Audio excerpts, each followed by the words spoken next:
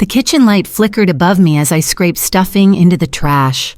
The dishwasher hummed behind me, a quiet mechanical rhythm masking the silence that had taken over the house ever since the turkey hit the table. The air smelled like burnt onions and forced gratitude. Sorrel walked in with a half-empty wine glass and that look she always wore when she thought she'd won something. I didn't plan to say anything. I really didn't. But my mouth opened before I could stop it. So I said my tone, as casual as the dish rag in my hand. I heard Mom and Dad sign the house over to you. She didn't respond at first, just sipped her wine and leaned against the counter like she owned it, which apparently she did now. Why do you care? She finally snapped. You barely live here. Flew in from whatever place you're playing nurse at this week just to stir the pot. I wasn't stirring anything, I said, wiping my hands on a paper towel. I just thought maybe that's the kind of thing someone might tell the oldest daughter. You know, the one who took Dad to every speech therapy appointment after his stroke, or who flew home on 0 sleep to sit next to Mom's chemo chair. Her jaw twitched. There it is. The guilt resume. I shook my head and turned off the faucet. You think this is about guilt? I just wanted to know why no one thought I should be in the room. That's when it happened. In one blurred motion, she stepped forward, grabbed my shoulders, and slammed me back. The fridge caught my spine with a metallic thud. Before I could react, her knee came up fast, cracking directly into my face. A hot, blinding light exploded behind my eyes, and I went down. The tile was cold. My blood made it slick. I tried to blink to breathe, to do anything that made sense of what had just happened. My hand reached out instinctively for the phone on the wall. I managed to grab it, fingers fumbling, smearing blood across the buttons as I pressed 9, then 1. That's when I felt the tug. The phone was yanked from my hand. It hit the floor with a shatter. Stop faking, Mom said, without even blinking, her voice cold and flat. It's just a scratch. From the living room, the football game didn't pause. Neither did my father. Drama queen again, he muttered, not even looking up from the screen. And still, no one moved. I stayed on the floor longer than I should have, blood dripping steadily from my nose onto the tile pooling under my cheek in slow, lazy circles. The cold crept into my spine, but I didn't move. I wanted to believe someone would kneel down beside me, a hand on my shoulder, a question in their voice. Are you okay? But the house stayed silent, except for the announcer shouting over the football game, and Sorrel's footsteps disappearing up the stairs like none of it had happened. I blinked once, then again my vision swimming. That's when I saw it near the baseboard, half hidden in a smear of red, my leather bracelet, the one I wore during every ER shift. A patient named Mrs. Conway had given it to me during her last week of life. She'd been scared of dying alone, and I'd stayed with her long past my shift, telling stories about growing up near Lake Superior, about what the sky looked like during snowstorms. You make people feel seen, she'd whispered. Don't forget that when they try to erase you. Now it was snapped in two, one side stained crimson. I reached for it with shaking fingers, picked it up gently, and cradled it in my palm like something sacred. They could call me dramatic. They could pretend I didn't matter, but this was proof that somewhere to someone I did. I stood slowly bracing myself against the counter. My face throbbed with every movement, my shirt already stiff with blood. Still, no one came. Not Mom, not Dad. Sorrel didn't shout down a lazy apology. I moved toward the back door on autopilot, each step leaving a faint red smudge behind me. The handle was slick in my grasp, cold metal biting into my palm as I turned it. The night air hit me like a slap, sharp, unfiltered. I stepped onto the porch and closed the door behind me. No one followed. The porch light stayed off. Inside, the game carried on. I wiped the blood from my upper lip with my sleeve and walked down the steps, the bracelet clutched in one hand and my keys in the other. By the time I made it back to my apartment, the bleeding had mostly stopped, though the pounding behind my eyes hadn't. I locked the door behind me, slid off my coat, and stood in the bathroom under the harsh, fluorescent light. My face looked worse than I expected, nose swollen and crooked one eye nearly closed. I dabbed at the blood, gently trying not to flinch. The bruises would bloom by morning. I sat on the edge of my tub, holding the two halves of my bracelet in my lap. Then I stood up and walked straight to my desk. The air still smelled like lavender from the candle I'd lit days earlier, back when I thought this visit might actually be tolerable. I opened my laptop, typed in the password with shaky fingers, and created a new folder on the desktop, Family Pattern. The name felt clinical but accurate. I opened a blank document and began typing. Age 7, pushed down the porch steps. Left wrist sprain, no apology. Age 9, locked in the basement for talking back.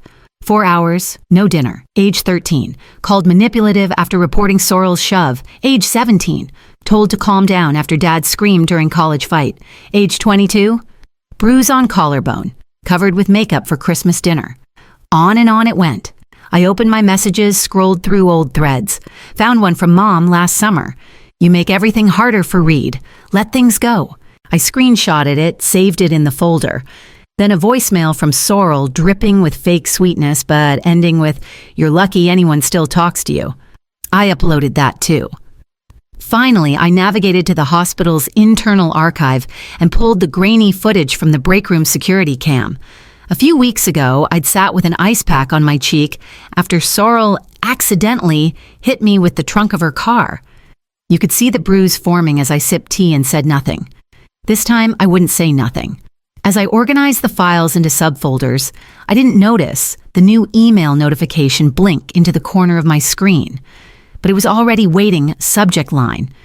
You probably don't remember me, but I remember you. I didn't notice the envelope in the mail pile until after I'd reheated a bowl of soup and let it grow cold again beside my laptop. Amid bills and catalogs was a cream-colored envelope, thick paper. My name written in blue ink. Just Elira, no last name. The return address was unfamiliar, somewhere in Wisconsin. I opened it cautiously, fingers still sore from the night before. Inside was a letter 2 pages long, handwritten. The handwriting was slanted and elegant. Familiar in a way I couldn't place, until I read the first line. Dear Elira, I don't know if you remember me. My name is Calla Ashcroft. I was your teacher in 6th grade at Willowmere Elementary. My breath caught. I saw your bruises back then, the ones on your arms, your knees. I remember asking you about them, and you said you fell off your bike, but your eyes told a different story. I filed a report with the school counselor. I wrote everything down. I tried to help, but your parents came in the next day, furious. They threatened to sue.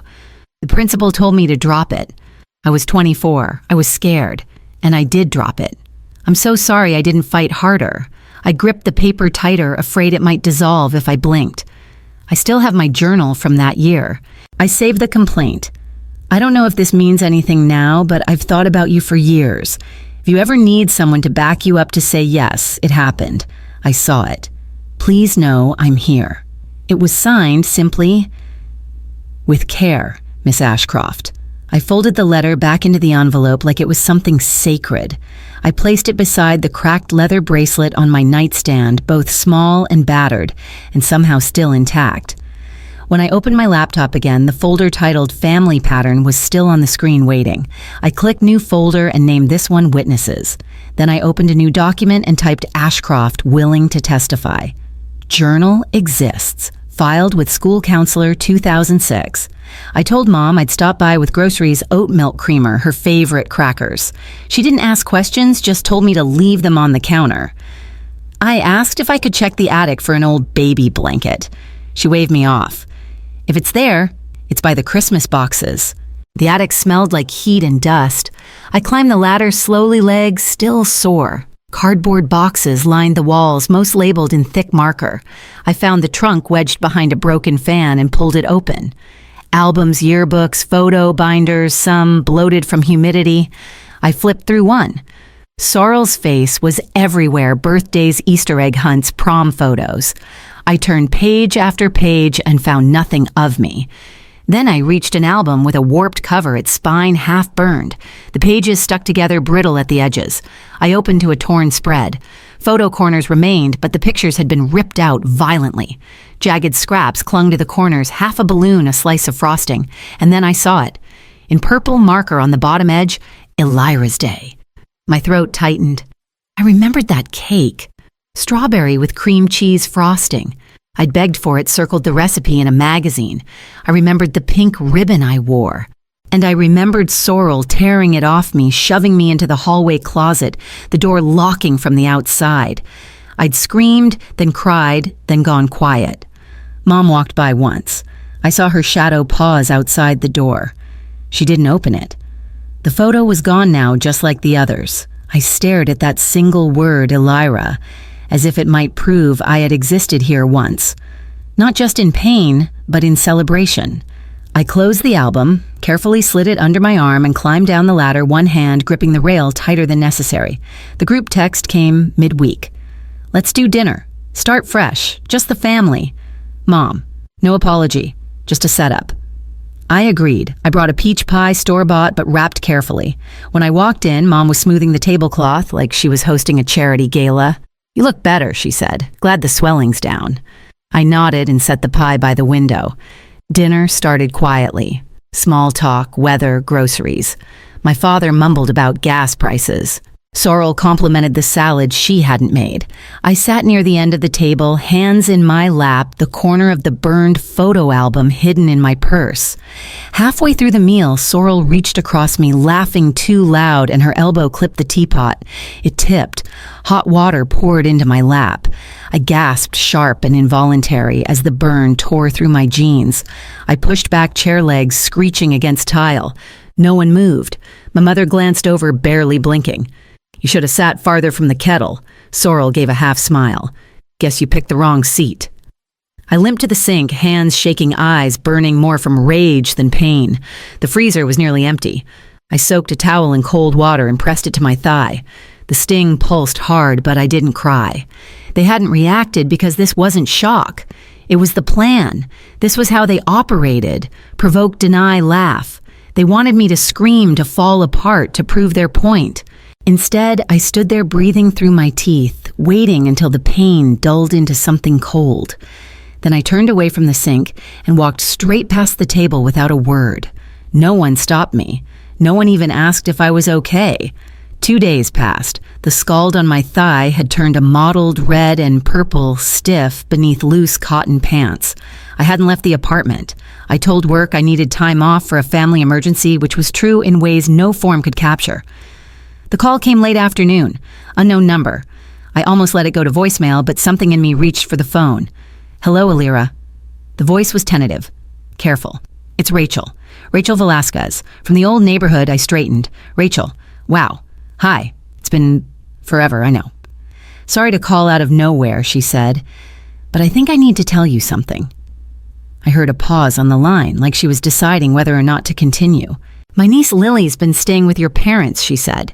"My sister's stationed overseas for a few weeks, and your mom offered." I didn't speak. My grip on the phone tightened. This morning, Rachel continued. "Lily called me crying, said Sorrel pushed her, said she fell and hurt her wrist. But what got me was what she said next. The words came through the line like broken glass. She said Sorrel told her not to be a drama queen, like you." The room went silent around me. All I could hear was my breath and the faint hum of the refrigerator. "She's 8, Elira," Rachel said softly. "She's not the kind of kid who lies." And she was scared. I don't know what happened exactly, but when she mentioned your name like that, I thought maybe I should call, in case it's not the first time. My body had gone still. The scalding from the dinner, the cracked bracelet, the torn photographs, none of it compared to the weight of those few words. Not because they were new, but because they were recycled. The same script, just handed to someone smaller. I thanked Rachel and hung up. I stood in the center of my kitchen, staring at the notebook on my counter, the folder still open on my laptop. It was no longer just about me. Not anymore. The auditorium filled slowly, neighbors, teachers, board members, everyone there to celebrate the Thorns. My parents sat at the front, composed and smiling, beneath the banner that read, Family Legacy Award. I waited in the back until the chairwoman asked, "Would anyone like to speak before we begin?" I stood. Just one thing I said. All eyes turned as I walked to the podium and plugged in a flash drive. I didn't introduce myself. I just hit play. Lily's voice came through the speakers, soft crying. I didn't mean to drop it. "I'm sorry." Then my mother's voice, "Maybe if you listened the first time, you wouldn't be punished." A few gasps, then silence. A woman stood near the center aisle. "I reported bruises on Lily last spring," she said. Nothing happened. Another voice behind me added, "We live next door. We've heard screaming for years. We didn't know what to do." My father stood abruptly waving a folded document. "She's unstable," he said. "She was hospitalized for mental illness. This is the report." Before I could respond, a woman in the second row rose. "That's a forgery," she said firmly. "I'm Dr. Lucinda Park. I treated Alira for physical injuries. She was never admitted for psychiatric care." The room shifted. I walked back to the podium, pulled out the chipped teacup from my bag, and placed it beside the mic. "You told me I broke this," I said quietly. But I kept it, because I knew one day I'd pour the truth back into it. No one interrupted, no one laughed. The board chair lowered her head. My parents sat, frozen faces drained of color, silence thick around them. From the back of the room, someone whispered, "She kept everything, and I had. Every photo, every bruise, every moment they called me dramatic. I had kept it all. The police didn't make a scene. They didn't need to. Just two quiet officers in pressed uniforms, stepping forward through the crowd while the room stayed hushed." My father barked something low and bitter as they placed a hand on his shoulder, but he didn't resist. My mother's face collapsed inward, all her composure caving behind a single tremble of her lip. Neither of them looked at me as they were led out. Sorrel never showed up. 3 days later, I walked through the doors of the foster center where Lily had been placed. It was a squat, quiet building with cartoon murals and chairs too small for the adults who worked there. Lily sat in the corner on a blue mat hugging a frayed stuffed dog. She looked up when I knelt beside her.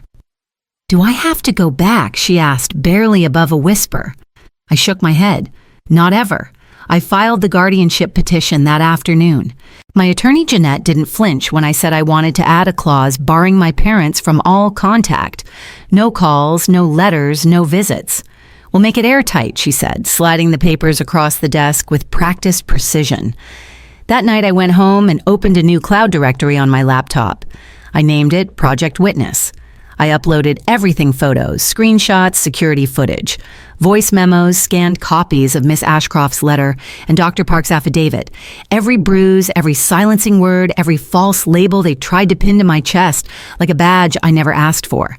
I added a timestamp note at the top. They called me dramatic.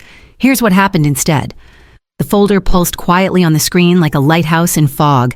Down the hall, Lily slept on the pull-out couch in the spare room, her stuffed dog tucked under one arm, her breathing slow and even. I checked the lock on her door twice before returning to the living room just to be sure. Then I sat down, opened my notebook, and added one more name to the page titled, "Who Helped Hurt?" Then I flipped to the next page, clean and blank, and wrote at the top, "What comes next?" The next morning, I placed a small white box on the kitchen table beside Lily's cereal bowl. She looked at it cautiously, her spoon hovering in midair. "It's for you," I said.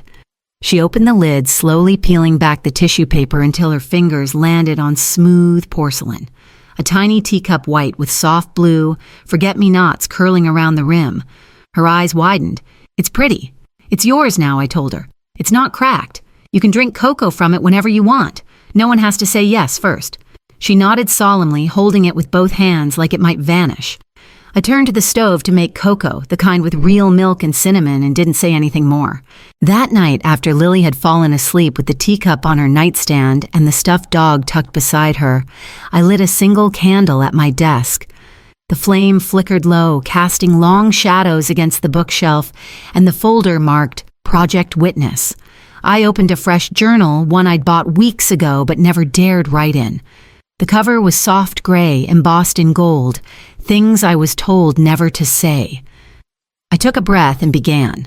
They never hit me hard enough to kill me, just hard enough to make me quiet. But silence is not my legacy anymore. I let the ink flow until the words blurred.